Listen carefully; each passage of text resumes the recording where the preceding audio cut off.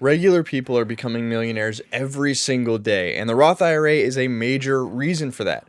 You don't have to take crazy gambles with options or crypto or whatever else you can get your hands on. You can do it with an average salary, you can do it with a busy work week. I'm telling you, you can become a millionaire. It just takes time. But if you take advantage of some of the information that I give you in this video, you will be well on your way to becoming a millionaire. So let's get into it. I know in my recent videos, I've been telling you things you shouldn't do in order to save money, but I figured today I'd tell you what you should do in order to make money. And I think a great place to start is the question of, should I open a retirement account or a regular account? This is one of the biggest concerns I see with newer investors, for good reason. You don't want to make a retirement account, put your money in there, and just have it be trapped for years and not be able to touch it. That sounds super scary. The easiest workaround that I always recommend is just put half your money into a Roth and half into a regular investing account.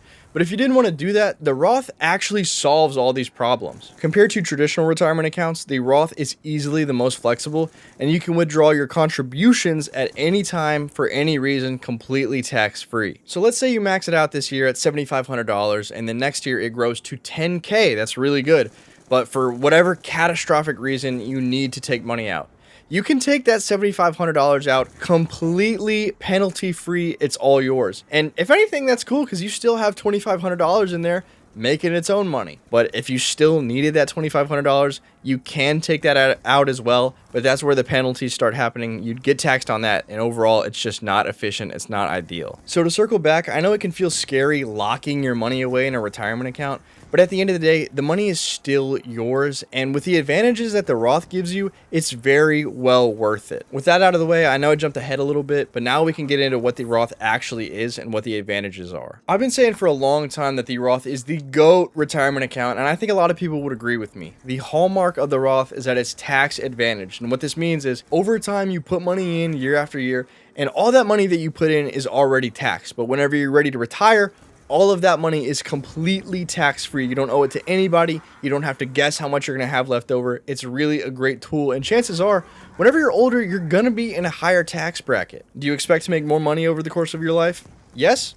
Open a Roth IRA. You'll benefit immensely. Of course, not financial advice, but an example I always like to give that I think gives a good perspective is, let's say you put $100,000 in over the course of your life. That's what you're going to get taxed on. You're not going to get taxed on the $1 million that you've accumulated through investing. I forgot to mention this earlier, but the technical retirement age for the Roth is 59 and a half. So if you want to take your profits out before 59 and a half, that's when you get penalized. But assuming you've had your account held open for at least 5 years and you're above the age of 59 and a half, that's when everything is completely tax-free. I know it sounds a little annoying and there are certain stipulations, but Uncle Sam wants his money, so you just got to deal with that. There are a couple other ways you can get your money out tax-free, assuming you've met the 5-year aging period, aside from being 59 and a half. So you could be disabled, you could die, or you could use up to $10,000 as a first-time home buyer. I briefly mentioned this earlier, but there is a contribution limit every year. If you're under the age of 50, you can only put in $7,500 a year, and 50 and above, you can put up to $8,600. Although another thing that's really cool is you can keep contributing until tax day of the next year. So let's say you have like $5,000 for 2025. You can keep putting money into your Roth for 2025 up until April 15th of 2026. And then on April 16th, you can just start contributing to your 2026 Roth. More rules, I know. Uncle Sam's going to get what he wants. But I think this goes to show how powerful the Roth is because the government literally mandates how much money you can put into it. But I think it's pretty cool because it gives you a price target. And I think that'll help a lot of people not really get overwhelmed, especially because it's not too intimidating of a number. And that's definitely how an old coworker of mine took advantage of it. She hates thinking about investing, but she knows she needs to. So she cut it up into bite-sized chunks and set up her bank account so that every Friday, $145, $150 would get taken out and immediately invested into her Roth, which at the end of the year hits that contribution limit. But maybe you can't do $150 a week. Cut it in half, cut it into tenths, do whatever you need to do to get it done. And at the end of the year, if you can only invest $100 into your Roth, that's okay. If anything, I think it's better for people who have less money because it's really time that blows the results out of the water compared to a traditional IRA. In a second, we'll go over some major mistakes that people make, but real quick, I want to go over some investment calculations. So let's just say you're age 25 and you want to retire right after you hit that threshold. Let's just round up to age 60. Even if you're only putting in half of your maximum contribution at an average of 8%, which is about the average market returns, you'll have almost $700,000. And if you just keep this up for 5 more years, you'll officially hit the $1 million mark. And this is what I mean when I say regular people can become millionaires, and they're becoming millionaires every single day. This is just at half the max contribution limit. $37.50 a year, that's $72 a week. And for anybody that would be able to max it out for 40 years would be just shy of $2.1 million. And just for shits and giggles, if you kept this up until you were 99, you'd be balling out of control and you'd have $30 million to your name. Not that you'd even need a Roth at that point, but it's possible. Anyways, what are some of the mistakes that people make? Well, for starters, sometimes you can actually over-contribute. There are actually several ways that this can happen. Most places won't just let you put more money in manually. Like if you already maxed out your contribution limit, they won't just let you put in an extra grand.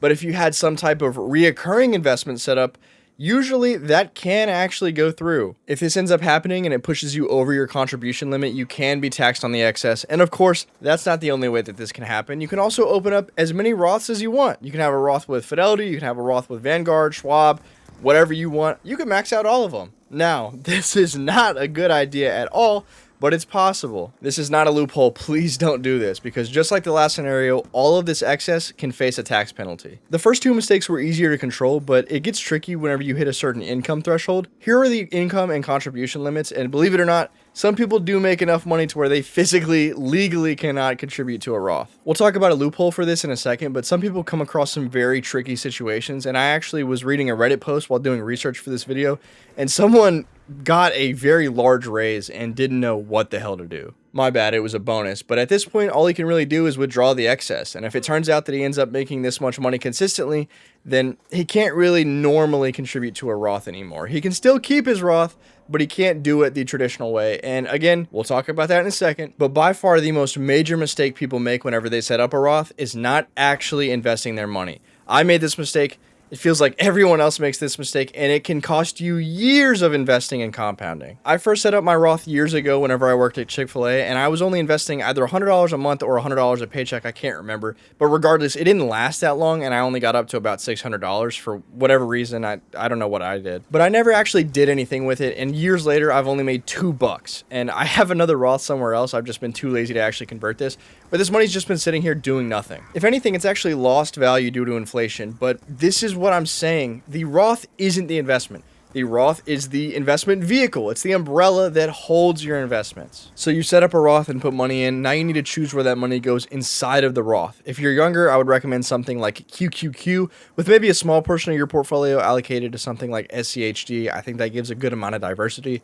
If you're older or maybe just want a little bit less risk, you could go with something like VTI that has a higher Sharpe ratio, or you could put your money into something like a target date fund that slowly moves your money out of stocks and into bonds as you get older. These are just a few options that I recommend. But okay, what if you just make too much money? Good problem to have, but regardless, it's still a problem. Lucky for you, the solution is super easy, and it's called a backdoor Roth. You start by opening up and contributing to a non-deductible traditional IRA, and before you invest any money, you just convert that into a Roth a few days later. And that's it. Again, this is super simple, but this method assumes that you have no other IRAs, so no SEP, no simple, whatever. If you do have these other IRAs as of December 31st of the conversion year, the IRS is going to take all of these into account, and they're going to tax you on those other IRAs. This is called the pro rata rule. I'm really not qualified to get into this because taxes can get super tricky, but this is just something to be aware of. I'm just a normal ass dude. I don't make a bunch of money. I don't have some crazy skill, and I'm not inherently good at anything. I'm overall just average across the board, and I don't even mean this in a negative way, but everything about me is average, okay? This is something I've thought about a lot, actually. I live in a middle-class family. Again, I'm not really good at anything. I've never had anything that I've truly excelled at and mastered. And maybe it's just my personality and I've never put the time into mastering anything. But regardless, I don't come from money. I don't come from fame. I don't have crazy genetics. And granted, I did have some help. I got super fortunate just in the situation that I'm in. But again, everyone has to make the most of their own situation, right? This is how you do it. This is how you become a millionaire. For the most part, I actually practice what I preach, and I've been investing for years. It hasn't all been long-term stock holding, and I've definitely lost some money, but I've grinded and I've taught myself things. And now I'm at the point where I don't even have to invest any more money. I can retire in 40 years with still an early retirement age technically, and I can have over $1.7 million to my name without adding a single penny. I'm set for life, and it's just because I made the right decisions. And the reason I'm telling you all of this is because I want you to know that you can do this too. You just have to lock in and get it done. And with that, I appreciate your time. Thank y'all again for getting me past 1,000 subs. Hopefully I can get monetized soon, and that'll open up my channel to more content. But I hope y'all got something out of this video. If you did, consider leaving a comment, consider subscribing. I would really appreciate it. Good luck on your investing journey.